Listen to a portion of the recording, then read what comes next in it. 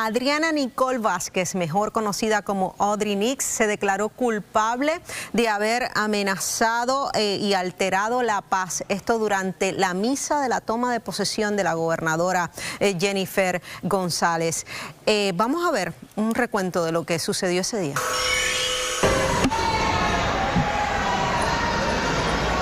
Que Dios la bendiga y le dé la paz y le dé la serenidad en esa pobre vida, pobrecita. No vas a durar ni un mes de gobernadora, porque te vamos a sacar, p***.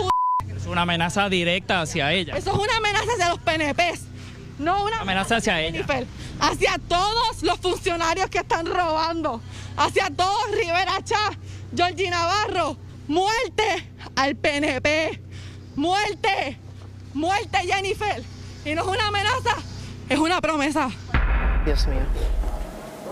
Esas fueron las palabras que dijo Audrey Nix el pasado 2 de enero. De hoy, el Departamento de la Justicia se expresó. Durante su alocución, Vázquez Pérez reconoció la impropiedad de su conducta, aceptó que su lenguaje fue ofensivo, expresó que el proceso le permitió reflexionar y crecer como persona, reiteró que su comportamiento no se repetirá y extendió disculpas a la gobernadora y a todas las mujeres de Puerto Rico. Así que se expresó públicamente, pidió perdón, se arrepintió de todo eso que usted vio ese pasado 2 de enero del 2025. Con nosotros se encuentran los fiscales del caso, Marilyn Aponte Rodríguez y Manuel Santiago Quiles. Gracias a ambos por estar acá.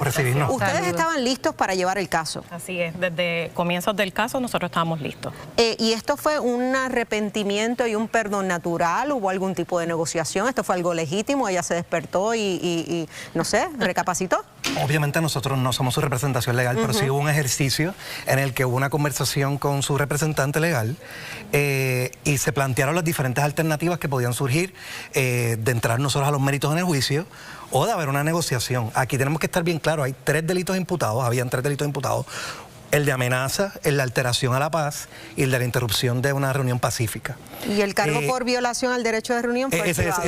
Correcto. Ese fue el que fue archivado como parte de la negociación. Los otros 2 no fueron reclasificados, no hubo ningún tipo de arreglo en ese caso, en el sentido de que hubo una alegación de culpabilidad, como nuestro legislador lo dispone, que es un delito menos grave, e hizo una alegación de culpabilidad para amenazar a la gobernadora y por alterar la paz en la reunión, como, ¿verdad?, con las imágenes que vieron. ¿Cómo se va de una garata como la que ella tuvo pública ahí y su defensa de la muerte y no es una amenaza, es una promesa, a decir, ay, me equivoqué, I'm so sorry?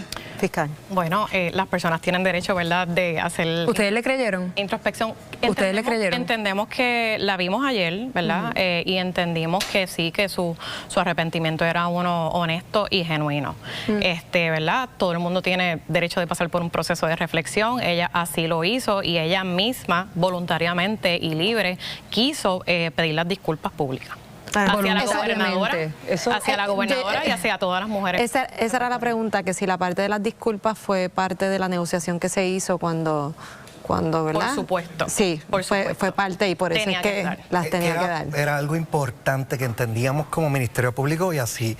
Esto fue consultado con la oficina de jefe de los fiscales y esta consulta se hizo con la parte perjudicada. No podemos perder de perspectiva, ¿verdad?, que hay una parte perjudicada, la honorable gobernadora, y esto era algo que trasciende mucho más el caso. Claro. Esto es algo que trascendió, ¿verdad?, en los medios en muchos lugares y hubo una ofensa no solo a la gobernadora, sino a todas las personas que estaban ahí en un evento que era público, aparte de la amenaza, y por eso es que estamos recalcando.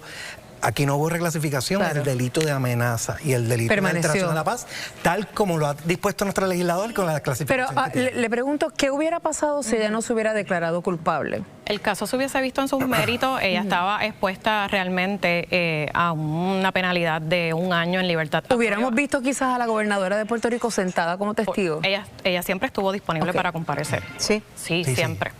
Estábamos listos para ver el caso. Yo le tengo una pregunta de cómo sería su reacción. Para mucha gente, en el caso de ella, porque fue contra la gobernadora, entendieron que debían procesarle, y otros entendían que vemos a diario muchos insultos muy parecidos y no pasa nada con quien hacen esos insultos. ¿Cómo reaccionan como Departamento de Justicia a ese tipo de percepción?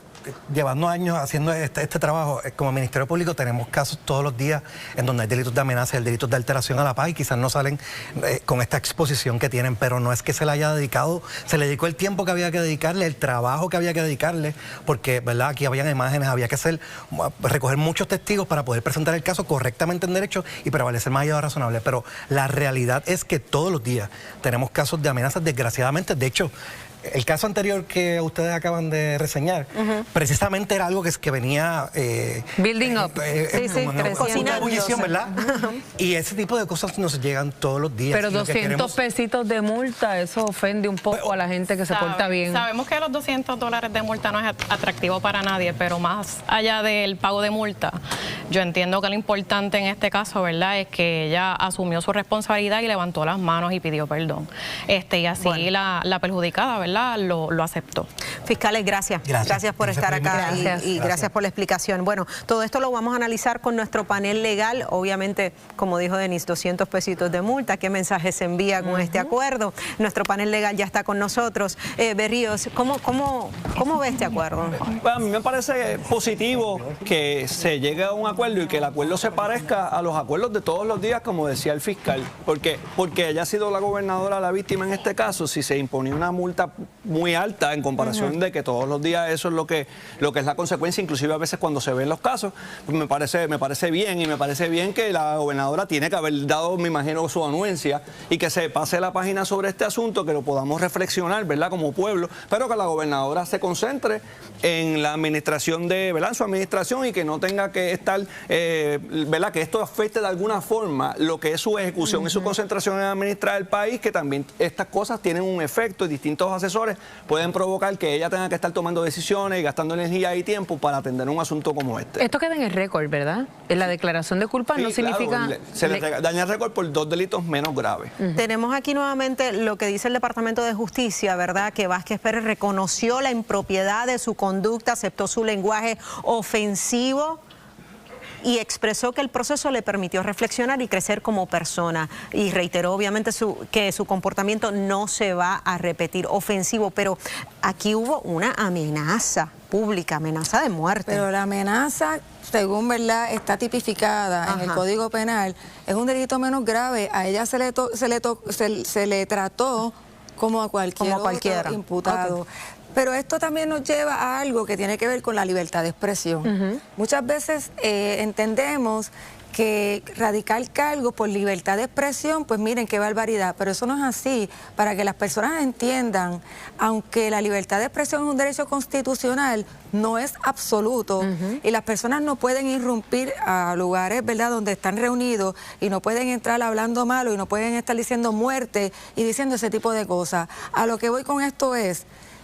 cuidado, porque pueden ser procesados criminalmente cuando utilicen mal la libertad de expresión. Licenciado Ernie Cabán, ¿cómo analiza? Sí, bueno, eran delitos menos graves. Lo que llevaba era multa.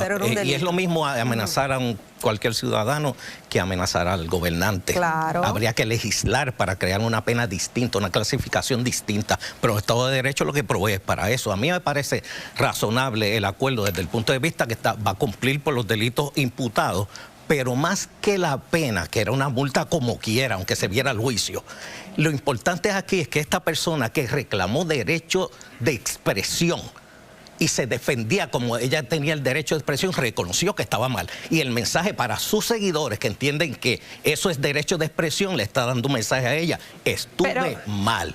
Eso no se hace. Eso tiene mucho valor.